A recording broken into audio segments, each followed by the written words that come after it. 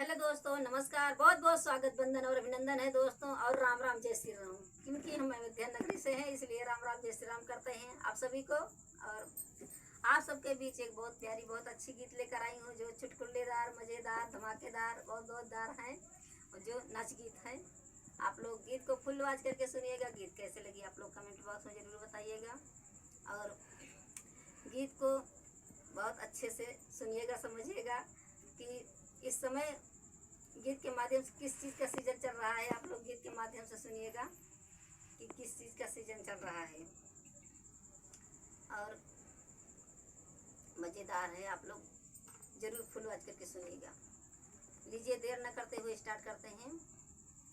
पिया मनाऊ बियाई गाया लुइया से, पिया मनाऊ बियाई गाया लुइया से, लुइया से होया लुइया से, पिया मनाऊ बियाई गाया लुइया से, पिया मनाऊ बियाई गाया लुइया से।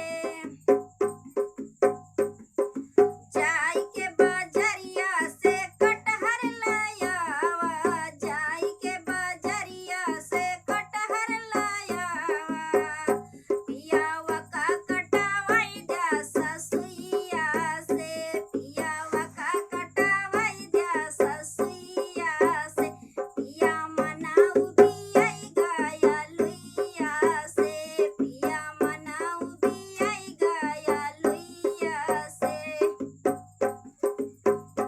या लुइया से होया लुइया से, पिया मनाऊ बियाई गाया लुइया से, पिया मनाऊ बियाई गाया लुइया से।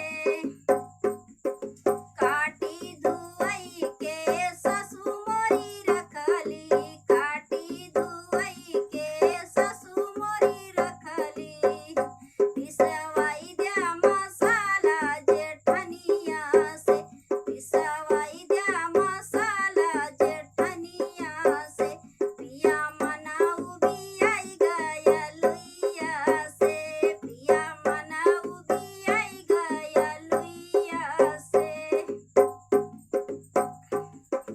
लुइया से होया लुइया से, पिया मनाऊ बियाई गाया लुइया से, पिया मनाऊ बियाई गाया लुइया से। आज मोरे राजा मोरा मुड़वा धमाके, आज मोरे राजा मोरा मुड़वा धमाके, सब्जी बनवाई द्या नदिया से, बनवाई द्या सब्जिया नदिया से, बनवाई द्या सब्जिया नदिया से।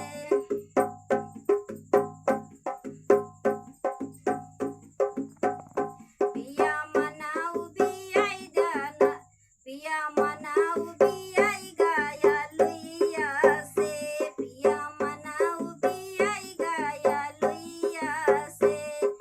लुइया से होया लुइया से, पिया मनाऊ बियाई गाया लुइया से, पिया मनाऊ बियाई गाया लुइया से।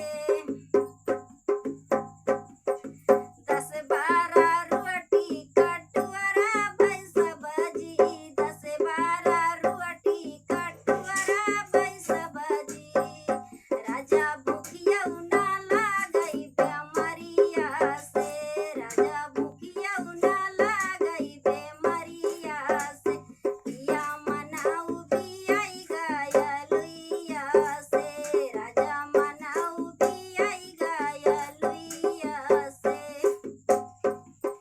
लुइया से होया लुइया से, पिया मनाऊ बियाई गाया लुइया से, राजा मनाऊ बियाई गाया लुइया से।